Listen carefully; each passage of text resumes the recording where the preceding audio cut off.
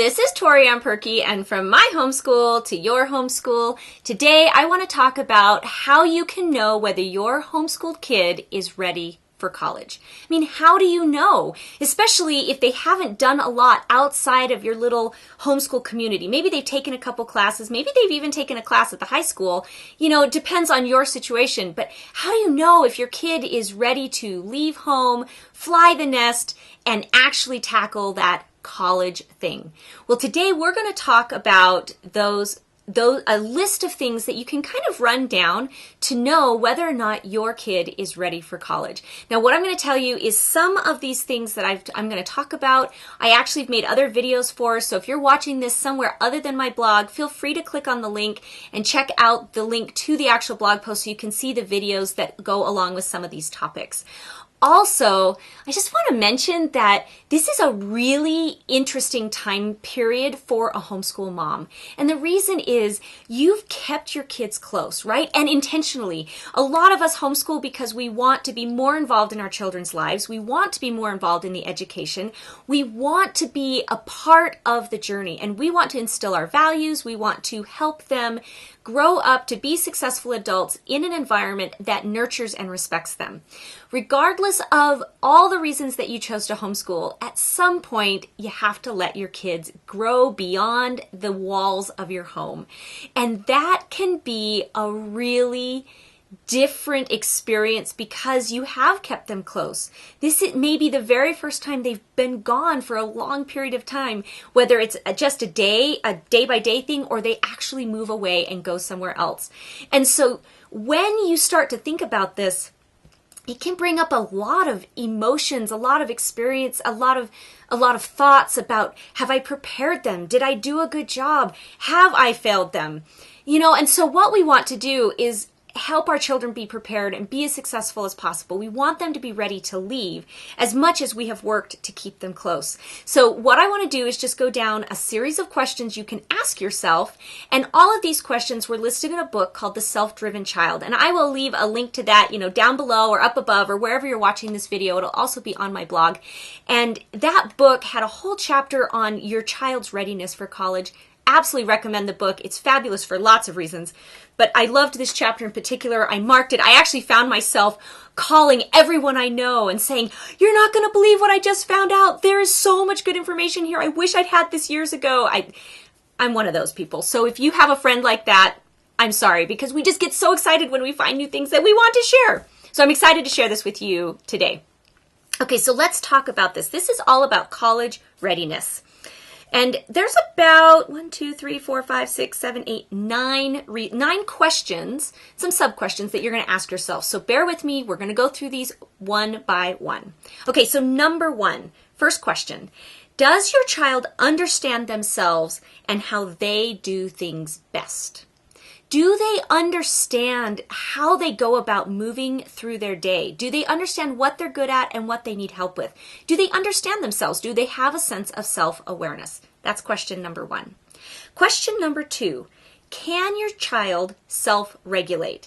And what they mean, what this book and this list means by self-regulate is, are they able to make decisions independent of the people around them that will be good for them? So particularly, are they able to self-regulate against their peers? So if they have a friend who calls them up and says, "Hey, let's go to the restaurant at midnight," and they know that they need to go to bed because they have a big test the next day, are they able to say no because they know what's best for them? Are they able to regulate their own environment and be in control of themselves? Number 3, is your child adequately self-motivated? Who makes their choices about school? So does your child know how to get things done themselves? Do they know how to pick their own classes? Do they know how to know what they want to take? Do they know how to track themselves and plan themselves? Are they able to make decisions about their education independent of you? Now, this does not mean that you completely aren't involved. All it means is that they're able to take the lead and you're playing a supporting role. Because if they can't take the lead, then when they're out on their own, they'll be lost because they won't be able to make those day-to-day educational choices that are so important in the college environment. Okay, so that was number 3. Number 4, can they manage day-to-day living independently.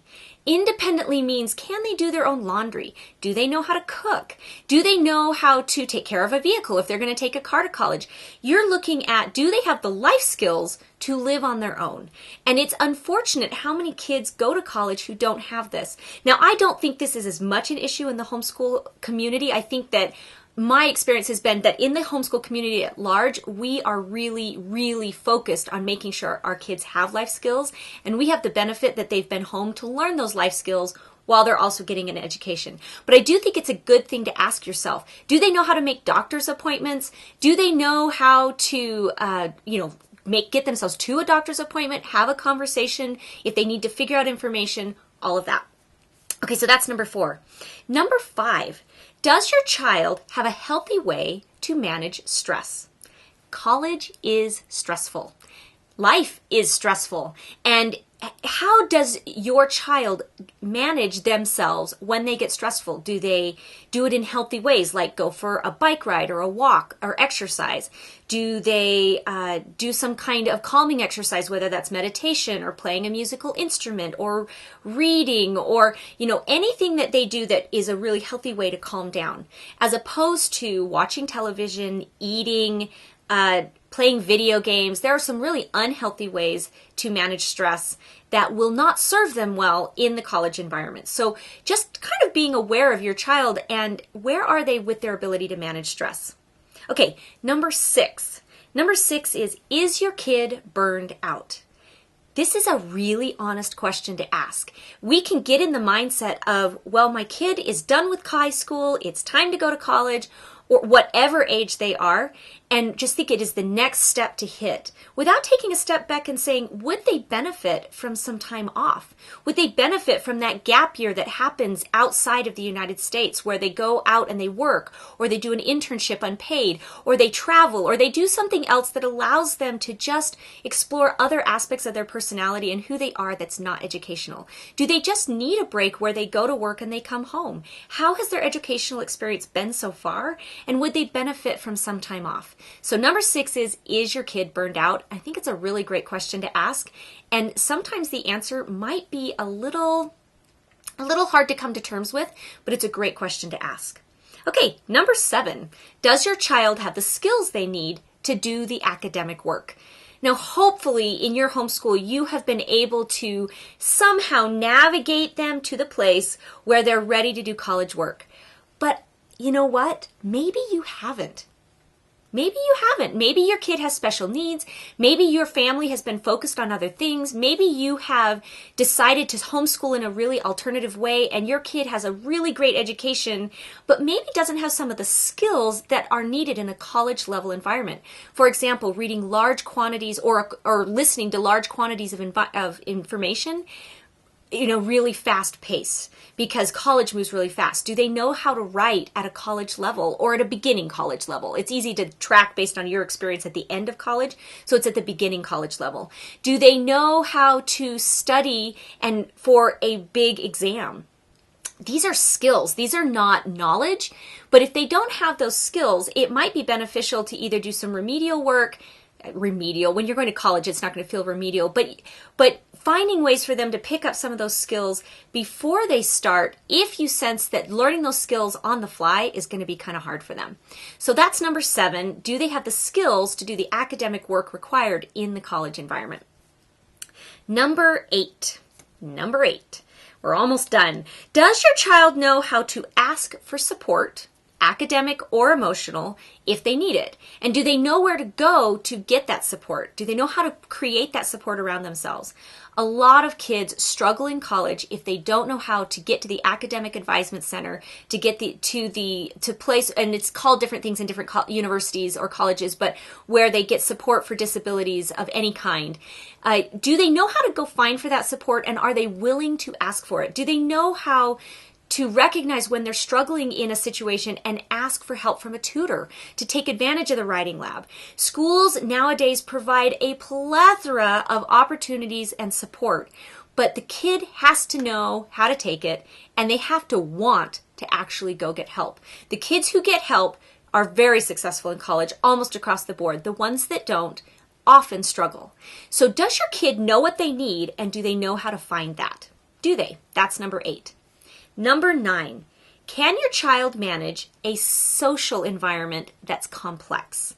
College is a complicated social environment, even more than a high school environment. And if your child's been homeschooled, this may be an area where they have less experience than their peers. Do they know how to handle a large group of people that are all the same age who are jockeying for social position? Do they know how to socially interact and have conversations about topics that are outside of the academic arena?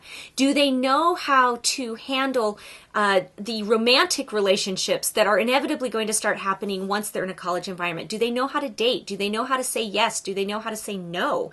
Do they know how to protect themselves? Do they know how to put themselves in safe places versus unsafe places? These are things that we maybe don't think about when we think about going to college. We think about the academic side, but is your child socially prepared to go? And if they aren't, how can you help them prepare? And I think that in the end is the real question. If you see a deficit in any of these areas, what can you do to help improve your child's chances of success? And that may mean taking a break before they actually start the college experience. And only you and they are going together to know how to do that. Now, remember, it doesn't have to be perfect. You don't have to say 100%, 100%, 100% for your kid to be able to go. My oldest daughter just went to college. We could not say 100% on all of these, but I felt confident enough. And I'm going to say enough because there were moments where I was like, I don't know. I hope she's going to be okay. But she is thriving. She is thriving. And it turns out that she is okay, that she is navigating these. The social thing has been a little bit trickier for her. The academic one, she's doing great. I'm actually surprised because some of the academic skills that she's doing in college are not the ones that I thought we'd practiced at home, but it turns out she had picked them up along the way. But we had done life skills, we had worked on emotional regulation, we'd worked on a lot of this even if we weren't at 100%. The other thing is, and I've said this a couple times, but I'm going to say it again, don't push your kid if they're not ready.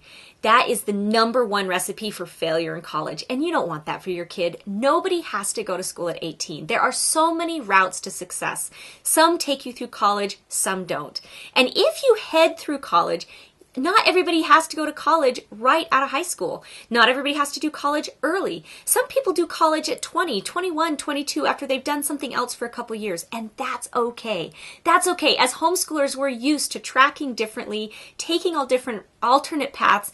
Don't let yourself get trapped in this idea that now that you have done this alternate path up to 18 or whatever age your kid is, now you're going to just jump into the normal rhythm. You have so many choices. So this is the list. I love this list because it is so comprehensive. It's so much bigger than just, can your kid do a certain type of schoolwork? It's a holistic approach to how do you launch a child into adulthood, into a supportive environment where hopefully they can thrive. I hope this list has been helpful. If you want to check out more videos about different aspects of this, then go ahead and make sure that you head over to my blog if you're not there already. Watch those other videos. I have other resources that are available for you as a homeschool mom, no matter what age your kids are.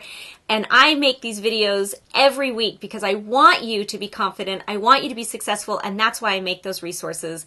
I'm Torianne Perkey. Thanks for joining me. We'll see you next week.